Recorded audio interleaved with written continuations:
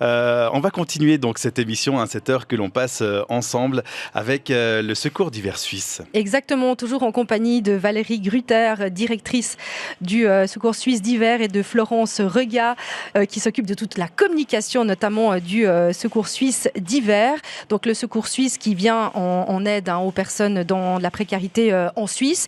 Florence, est-ce qu'on a 2 ou 3 exemples des situations concrètes, de situations de précarité qui ont été vécues ou qui sont vécues en ce moment ici à Fribourg ? Oui, bien sûr. Par exemple, à Fribourg, on a récemment aidé une maman qui est seule avec 2 enfants et le loyer, il a augmenté. Et du coup, elle risquait l'endettement. Et puis, nous, on a couvert en fait ses charges urgentes. Ça, c'est un exemple. On a un deuxième exemple, c'est une famille dont le père est malade. Le Secours d'hiver, il prend en charge les quotes-parts médicales. Un troisième exemple, pour du concret, c'est une famille qui est séparée. Il y a un seul revenu dans la famille. Ils sont incapables de financer du mobilier pour les enfants. Et du coup, le Secours d'hiver a payé les lits et des vêtements à cette famille.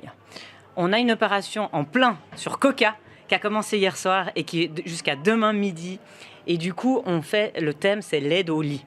Donc, n'hésitez pas à faire aussi un petit coup de pouce via Coca.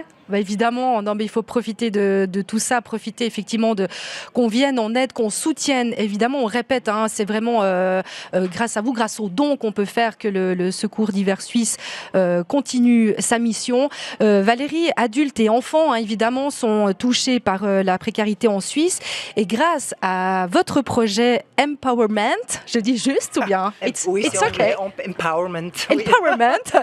On a donc 1600 enfants qui sont soutenus par ce programme chaque année, Valérie.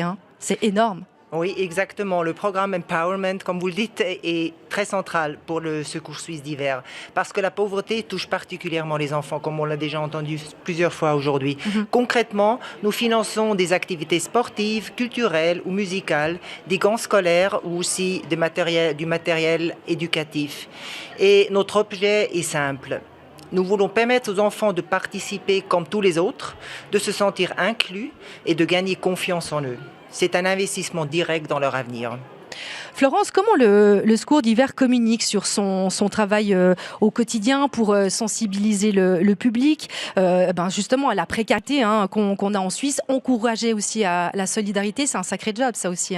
C'est un sacré job. Ouais. Parce qu'on a toujours l'impression que c'est les autres, mais en fait, c'est tout proche de chez nous. Ça peut vite arriver chez nous, et ça peut être votre voisin, ça peut être la dame que vous voyez tous les matins à la boulangerie et autres, et c'est pas marqué sur son visage. Non, effectivement. Et du coup, le Secours d'hiver, il essaie de sensibiliser les gens en mettant en lumière par des chiffres clés, par des témoignages. Ils ne sont pas toujours évidents à obtenir parce qu'une personne qui est dans la précarité, elle n'a pas forcément, elle a pas envie de le dire qu'elle a besoin d'aide.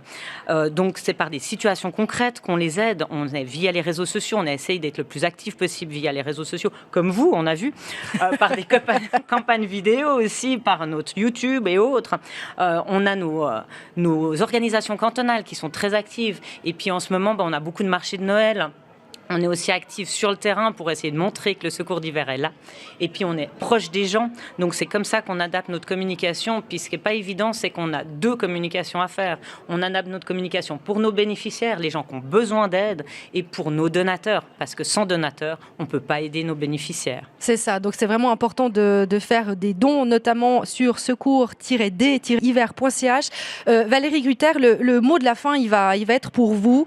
Quel message vous souhaiteriez adresser aux personnes qui souhaiteraient s'engager aujourd'hui, que ce soit par un don ou en devenant bénévole, parce que c'est vrai qu'il y a aussi beaucoup de bénévoles au sein du Secours suisse d'hiver. C'est important de le préciser et de rappeler aussi l'importance de cette solidarité pendant ces fêtes de fin d'année.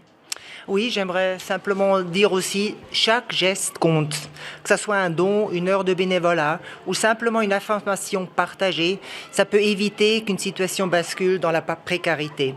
Un petit don peut très concrètement empêcher une expulsion d'un appartement, financer des lunettes ou permettre à un enfant de participer à une activité scolaire.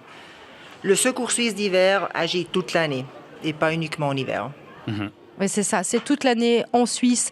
Donc on compte sur vous, sur vos dons, sur le site secours-d-hiver.ch. secoursuissehiver.ch et cette offre Coca, vous le disiez Florence, pour aussi acheter un lit. Parce qu'évidemment, toute l'importance d'un lit aussi, de tout ce que vous avez évoqué ici au quotidien. Voilà, Jonathan. Et puis les petits gestes, on parle notamment des petits gestes qui sont importants, j'imagine. On en est sûr même que pour cette opération Cœur à Cœur, c'est le cas aussi.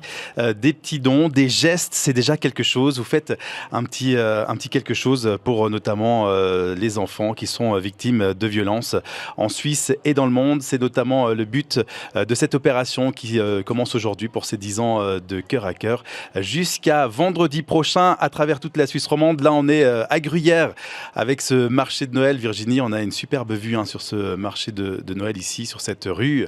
Très beau.